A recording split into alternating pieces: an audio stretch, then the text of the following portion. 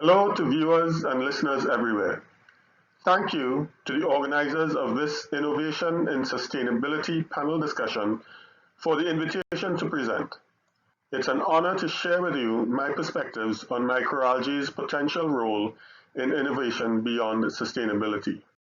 I immediately signal my intent to go beyond sustainability. We are caught in a linear economy, even though we have been flirting with ideas of a green economy, sustainable development, and more recently, the circular economy. Researchers and practitioners of sustainable development and circular economic theory have now evolved to accept that the next step must be regenerative. We must go beyond doing no harm to doing as nature does. So why regenerative innovation? Sustainability in businesses may uphold the status quo, which can be highly degenerative, while regeneration actively seeks to create a net positive change. This metric, Earth Overshoot Day, puts our predicament into perspective. This is the date on which we exceed the planet's biocapacity to replenish the resources we consume in the year of concern.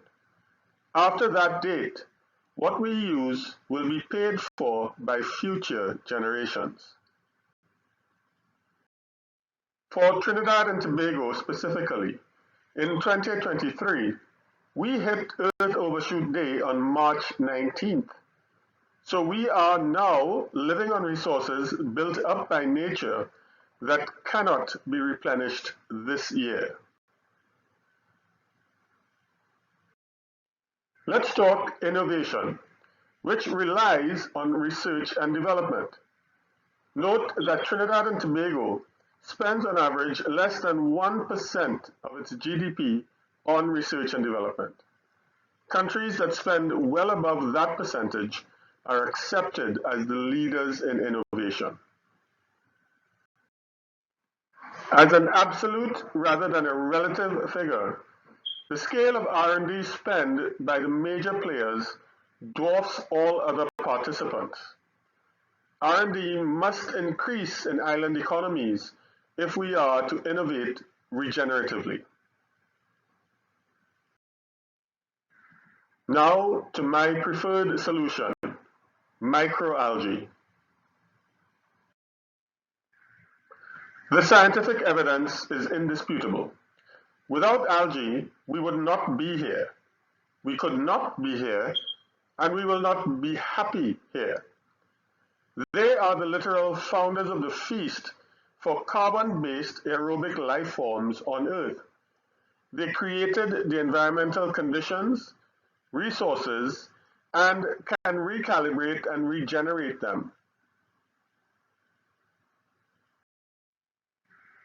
Microalgae's importance lies in photosynthesis, the most important biochemical process on Earth. It is the only form of renewable energy that makes products, glucose and oxygen, from which all other organic molecules are formed.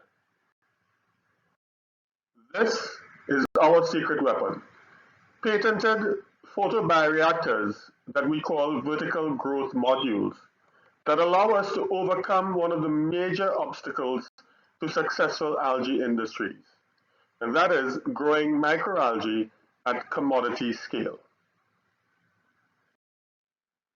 Algae industry technology covers the gamut of biotechnological applications: biology, chemistry, biochemistry, genetics, food technology, pharmacology, artificial intelligence, machine learning, agronomy, farming, robotics, and so on. So many opportunities for innovation. Being primary producers, converting sunlight into glucose, which is the basic building block of all carbon molecules, there is very little they can't make. Whatever you can make from fossil hydrocarbons, you can make from microalgae. The only difference between fossil hydrocarbons and living microalgae is time, temperature, and pressure. These are just a few of the known products and values possible from microalgae biomass. And this doesn't valorize the ecosystem services they can provide. For example, wastewater treatment, carbon capture and use, reversal of global warming, and biogeochemical cycling.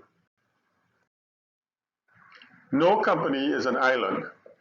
As such, we need to build partnerships with academia and with industry.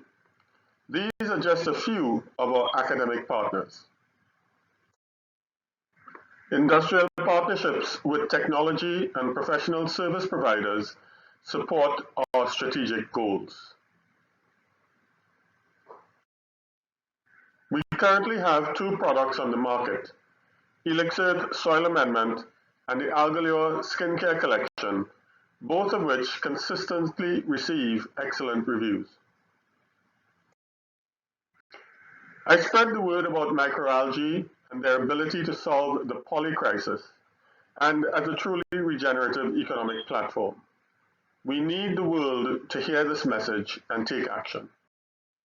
The microalgae industry needs government policy support to facilitate entrepreneurship in the industry, to stimulate and incentivize private sector engagement and investment, to level the playing field for algae biotechnology by funding innovative applications of microalgae, and increase funding for research, development, demonstration, and deployment.